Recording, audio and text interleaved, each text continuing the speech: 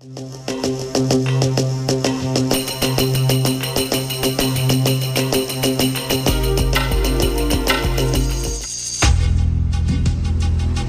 historiadores han discutido mucho si el oncenio de Leguía pertenece a la República aristocrática o si conviene conceptuarlo como una época distinta.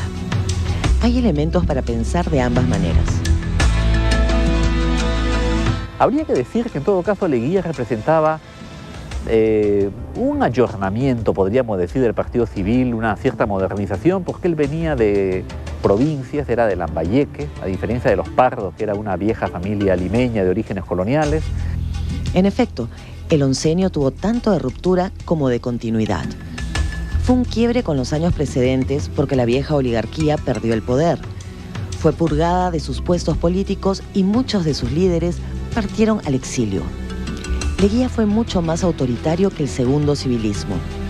Además, hubo un nuevo grupo plutocrático. Pero los nuevos ricos trabajaron con la estructura heredada y el modelo de desarrollo continuó adelante. Hubo también un nuevo socio extranjero. Los Estados Unidos terminaron de reemplazar a la Gran Bretaña como potencia dominante y principal socio capitalista del país. Pero tampoco cambiaron mucho las cosas. La dinámica empresarial continuó siendo la misma que provenía del cambio de siglo. Hay las mismas cosas del periodo anterior, son las exportaciones agroindustriales, las exportaciones mineras, el petróleo. Y los mismos problemas del periodo anterior son el problema de Tacna, que finalmente se arregla la manera que era posible arreglarse con el gobierno de Leguía.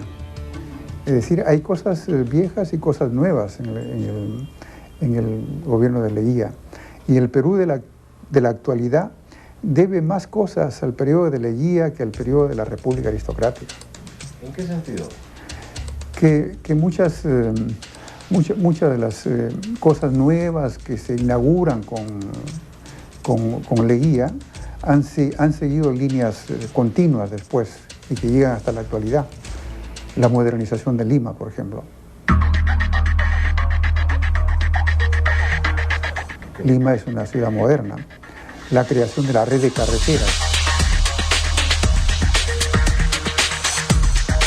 La carretera panamericana.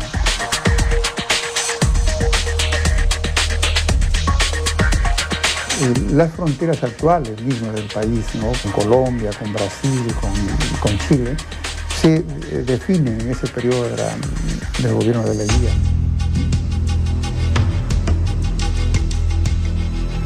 Durante los años 20, el problema social del país fue visto de una manera nueva.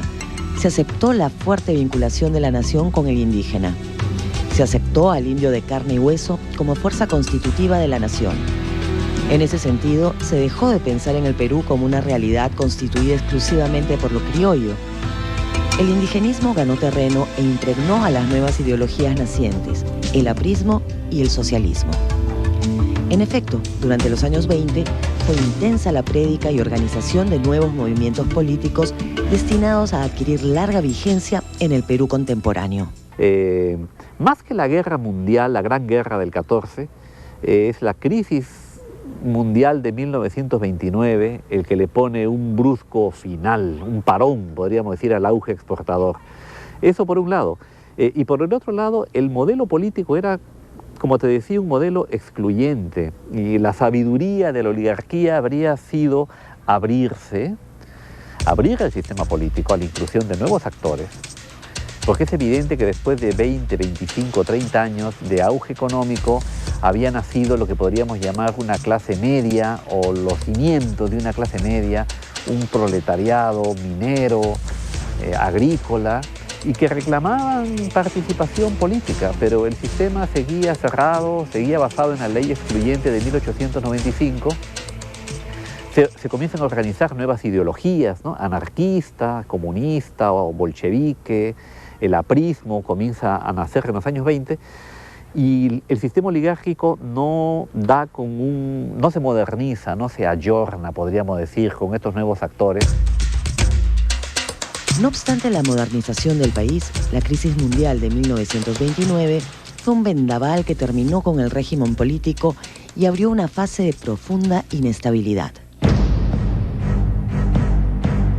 Leguía cambió todo para no cambiar mucho. Al final de su largo periodo, las bases materiales de la oligarquía seguían en pie. Por ello, esta clase pudo imponerse en la gran crisis sobre los esfuerzos populares dirigidos por apristas, descentralistas y socialistas por cambiar el país.